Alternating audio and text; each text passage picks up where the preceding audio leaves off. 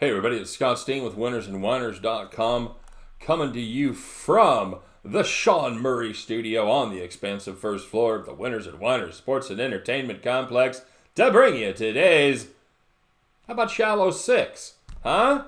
You know, we've looked at college over the last couple days as we've gone, we went 1-2 today and when he went 1-1 yesterday. And I'm thinking, you know what they want? How about more picks? So, your wishes have come true, everybody. Honestly, the reason I'm doing this is I cap these games, and I look at almost all the college football games, and a lot of times it's very difficult to narrow it down to three, and I've got some. And honestly, the ones that I almost take, they hit at about the same rate that the ones that we put on the board took. So I'm like, okay, well, why not just go ahead and do quick little capsules? I'm not going to do deep dives in everyone. We don't have 45 minutes here. They're going to be quick. But they're going to be picks. And they're going to be picks that I did the homework. I'm just not telling you all this stuff because it's trust me. So that being said, how about let us know what you're taking? Are you fading the Shallow 6? You got 6 picks you can fade now, and whatever you come up with on your own, whatever college games you're playing. I know there's soccer going on, soccer, tennis, whatever it is. Put it up there. You get it right, you'll be one of our positive cappers. You get enough of them right, you're going to be just like Sean Murray, our capper of the day. All right. So, of course, don't forget the reason we're all here: winnersandwhiners.com, statsalt.com. Seriously, guys, if you haven't checked it out, they do capsules on every single college game. And I say that, of course, it's within reason. They do about 60 to 80 of them every weekend. So make sure if you're looking for information on especially those deep under the radar games, it's a fantastic place to start. All right. And of course, check out our partner pointsbet.com in the great state of Iowa and New Jersey for all of your sports betting needs. Alrighty. So let's take a look how we did yesterday. You know what? We did good. We went 1-2 as we had we came within, we got the backdoor cover there to FIU. You knew when La Tech went down there and couldn't punch it in, you're like, well, here comes you're doing the math. You're like, oh shit, that leaves it at 5 points, and yep, there it was. So we go 1-2 as FIU gets the backdoor cover. The FIU La Tech under went away long before that last drive, and we did have the Air Force Boise State under. That was a game that played out about like I thought it would, as there was a lot of long drives on both sides, and Air Force couldn't necessarily finish them off. So then we pushed on the premium side. We had Utah to cover, and we had Boise State to cover. Boise State, of course, took care of business. Utah just never could really get it going there. They couldn't get that defense going. And, you figure they knocked the quarterback out, second play of the game. Holy shit, here comes the guy that's 5th on the depth chart. With he was scooping water 3 weeks ago, and boom, he's dropping dimes to those guys. So anyway, it was a good game on USC's part. Their coach gets to coach another week. Yippee!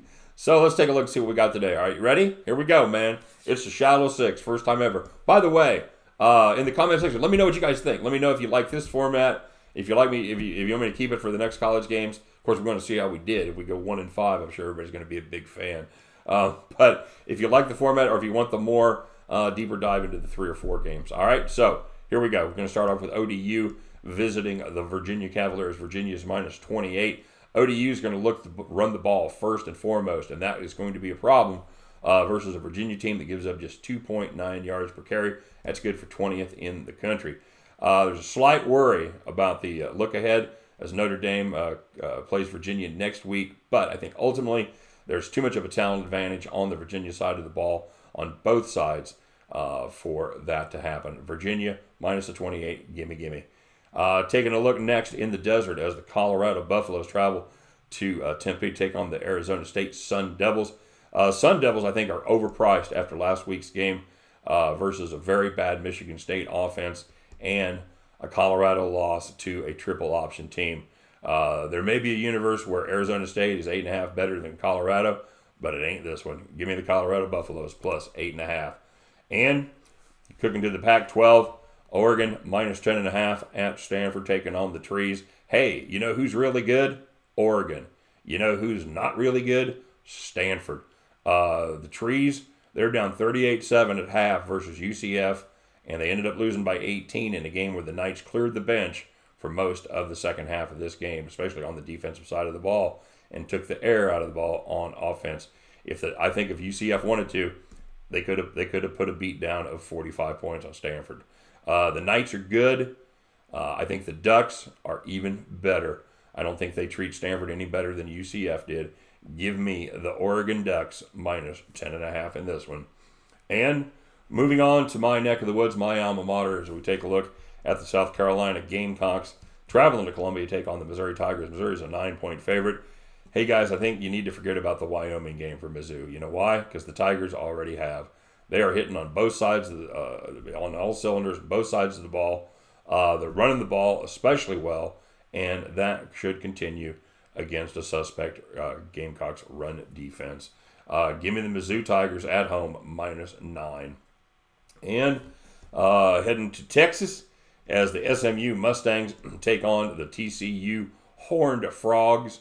TCU, you got to wonder what names came in second place. If Horned Frogs fucking won, who was second? What was it? Was it like the ironing boards? Was that? I don't know. SMU taking on TCU. TCU at home, minus 7 and a hook. Gary Patterson, head coach of TCU, he has owned SMU lately, winning by an average of 31 points per game over the last 6 seasons, and none of those games have been closer than 20. The Mustangs, they have played 3 Group of 5 schools, and they're 3-0. Yippee. I hope those good memories are seared in their brains, because that party is about over. Now we're heading to Moonshine Country as the Appalachian State Mountaineers travel down there to the Golden Triangle. Insert your own joke here to take on the North Carolina Tar Heels. I'm looking at the App State team total under 27.5. The Mountaineers are going to look to run the ball here, but the Heels defense is a lot better than anybody they have faced so far. North Carolina, they're going to be able to turn Appalachian State one-dimensional, and that is not going to end well for a team that is certainly more comfortable running the football than they are passing. App State, they think of defense by the way I think of kale. I know what it is. I just don't want any part of it. I think North Carolina takes care of business here, and I think they hold the Appalachian State Mountaineers to under 27.5 points. So there you go, guys. That's the shallow 6. Let's recap, everybody. Appalachian State team total under 27.5. TCU Horned Frogs minus 7.5.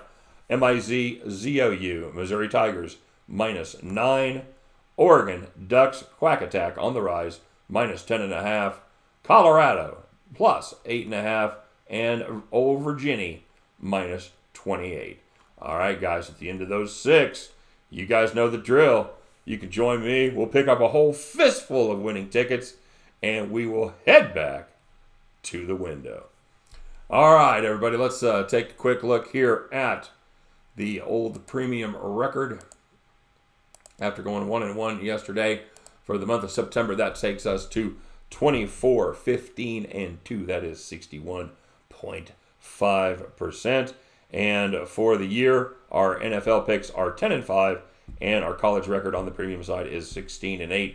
That takes us to 26-11-1 on the season so far on our premium football plays. So if you want to get in on that, make yourself a little bit of extra moolah. Go ahead and follow that link there and get yourself down. It is easy peasy, lemon squeezy, and we will be happy to have you on the premium team. All right, so talked enough about me. How'd you guys do today? Well, let's see here. We'll start out with the old Mad Carrot hates sports. First of all, Mad Carrot, well, he was mad because he got dissed yesterday. He said he was 6-4. He said he was 6-4. He says really he was 7-3. He didn't know what he was. He says, "Damn it, man." I told him it's hard to find good help these days. Then he was telling me this story about being at the poker table drunk. He said, 4 jacks. I was seeing double. Get it? It's a carrot joke. Okay, well, sorry, buddy. And he said, "What kind of alcoholic are you?" Past tense. That's the kind of alcoholic I am. Then he went out and Mertens finally played. He's been talking about that Mertens pick for 3 days. So he ended up going 6-4 on the day, plus 60, not bad. Then Jimmy Jack 35 right behind him, wanted to know, says, when is the Mad Carrot going to host the show? Jimmy Jack, I think that's a great idea. I would love to see the Mad Carrot host the show. I think everybody in the comments section should ask Carrot if he'd like to host the show and why he doesn't have his own show on Winners and Whiners. You tell the Carrot, you tell him that he needs to do that and get his ass up there and put this on TV. I, for one, that would be must-see TV. I'd love to watch the Carrot. So everybody hammer the Carrot with requests. If you see him over there on Discord, hammering with requests. Shoot him a private message. Say, man, when are you going to be on the TV? When are you going to be on the YouTube? Great job, Jimmy Jack. Sorry, brother. Steve Godin, he played a little north of the border there as he played the CFL, and he ended up going 3-2 on the day for a profit of 90. Nice job, Steve. Very nicely done. B-Hedge88, he was telling us yesterday about his the Jacksonville play. He said he made some really good cash on the under for Tennessee. Said the Braves helped him out too. His only loss was Tulane, as we had the wrong total there. He said no complaints. I put that up there because I love that, because as you'll see, normally we either get people we get complaints. So you made me lose my money. Michael Nola said he was at the Tulane game, man. He said the atmosphere after the game was like they won the Super Bowl. Yeah, it was just like, say if they wouldn't have called a bullshit pass interference call in the Saints game last year. Dude, on all seriousness, I bet that was unbelievable. That would have been just over the edge to be at that game and be wearing the Tulane colors there. Very cool. I'm glad you got to see that, man. I bet you will remember that forever. C-Dub had a decent day. He went 6-4 plus 141. Mikey B says God is good. Bless. He said I love the whole chat. Much love, everybody. So this is so cool. It says I want to say thank you to everybody there. Say thank you to me and for all that we do. Absolutely, Mike. You know we're here for you, brother. Feel free to tail anybody that's hot, man. Jump on board. And Mikey, maybe climbing out of the hole a little bit. He got juiced today as he ended up tying on the USC under there. Corey Michael said these Winners and Whiners guys sure do lose a lot. Starting to think they work for Vegas, because that's how that works. He said, and then somebody asked him, well, if you're so good, what are you taking? He said, well, I usually charge for this info, but he was taking the Rangers and the Pirates, the Mets, and the Boise State over. By the way, he took the Rangers on the run line and the Pirates on the run line, so those both lost, and he got to pay extra for it. So, yeah, that sucks. So, in fairness, he did win the Mets game, and that was a minus 190 favorite, so slid that one in there. Well done, sir. Corey, like I said, he has got a premium service. So if you're interested in following Corey, I'm sure you can hit him up, and he'll be happy to hook you up there. You go 1-3 on the day. Hey, man, I went 2-3. If you're gonna take a premium service, at least I went 2-3 with the premium picks in the Deep-3. Come on. Christian Kostya. See, because Christian said, thanks for the shout out. It made my wife laugh when she heard the way my name is pronounced in English. So now I don't know if I'm pronouncing it right. So now I'm panicking. He said, I'm an American living in Romania. Oh, that's very cool, dude. There are as many gambling houses here as there are Starbucks in the States. Nice. He said, much gratitude to me and the site for teaching him how to handicap. And that has always been our goal. We are always about teaching you to fish instead of handing you fish. I'm going to always give my picks. I'm always give my opinions, but we're hoping that everybody learns the process and learns how to filter the information. We couldn't be more thrilled. That's the kind of thing that makes my day right there. It really does. I'm glad we've helped you out a little bit, Christian. Hope the good streak keeps up. All right. And then his top 3 for today, he hit 2 of them. Only one he missed was a game we were on the premium side was the Utah Utes. He went 2-1 plus 90. Nice job, Christian. Jason Crawford. Jason said the Tulane just wore out the Houston defense. I agree. They wore them out on both sides of the ball, actually. And that's the thing. Tulane had to play. Houston had to play 4 games in 19 days, and 2 of them were against Oklahoma and Washington State. I don't care who you are. That's taking it out of you. And then Jason said Tulane's quarterback will never sniff an NFL camp. You know what, brother? After you did that, I actually looked it up and see where he's ranked. He's according to most scouting services, he's somewhere like in the low 30s, high 20s as far as prospects go. I think they're intrigued by that arm. He's got a big arm. He's got to work on his accuracy. He's got to work on some footwork. You could be right, but I don't think. I think there's an even money chance that he is certainly plays football at least through the end of next summer in the exhibition season. So we'll see. It depends on what he does for the rest of the year. If he looks like he did last night, you are absolutely correct. The closest he's going to get to an NFL camp is if he pokes his nose through the fence. Maybe Canada would be a good location for him. As mobile as he is, it would be a good location up there. Ninja 13, Ninja, he had the Cubs on the money line, and I will say this about Ninja: if he's betting the Cubs, he is the eternal optimist. He's always got a good thought and thinks good things are going to happen. That's a very good thing, Ninja. Kiss to Degenerate. Hey, Kiss to Degenerate. He's playing on the right side. He played a little favor there on underdog on Toronto. He went 1-1 plus 39. Tidy Whitey. This made me feel bad. He said, "I'm loving these long form breakdowns." He said it makes work go by faster as I look forward to the game tonight. So, of course, the day that he posts that is the day that I go short form in these 6 picks. Tidy Whitey, I appreciate the kind words. Hang in there, brother. We got more long form coming pretty much the rest of the time. Legion of Picks, he had a clean sheet today. He went 2-0 plus 200. Derek Gibson, he got juiced. Mark Richmond, I will say this about Mark. He is a hell of a nice guy, and he doesn't need it written on the receipt to know how much a 20% tip is when he goes to a restaurant. Very good. Nice job, Mark. Way to be able to do the math. Michael W. says, "I don't know why I play the Titans. It's a live game from now on." I agree. Mariota is so volatile, yeah. And he tends to be a little volatile to the bad side. Not good yesterday at all. Brian Hill said, "I need a good day." And Brian, he went out and had a good day as he went, and I have to see if the Arizona Diamondbacks, all right, hang on, guys.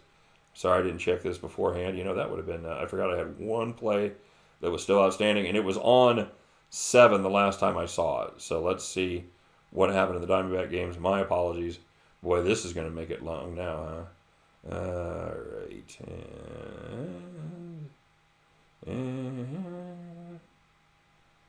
Yep. Okay. So that one went over. Nice job, buddy. All right. So he ends up, and that was a very important one because Brian ends up going 5-3 on the day, and that takes him to plus 500, and plus it would be plus 280 there. And because you've gone plus 280, Brian, that is a very nice record today. So recap: our posit cappers are Legion of Picks plus 200, Kiss to Degenerate plus 39. And Christian Costia, you got it now. He was plus 90, and C-Dub 6-4 plus 141, and the Carrot 6-4 plus 60. But that leaves our one and only capper of the day. You know what? All you got to do is ask. Brian said, "I need a good day," and he had one. Brian goes 5-2 on the day. That is plus 280, and that, my friends, is good enough to make you the capper of the day. Congratulations, Brian. Nicely done. May you rule your kingdom benevolently and wisely. And to the rest of you, congratulations on making money. Let's keep our powder dry. Big day today. A lot of games, and got to let us know how you did. But however we do, you know the drill. About 24 hours from now, we'll meet back here. We'll do what we always do. We'll bitch about our bad beats. We'll brag about those fat stacks. And then, because we do what we do, we're going to fire it up, and we'll do it all again. You guys take care. Have a great day. Happy Saturday, and we'll see you tomorrow. Bye-bye.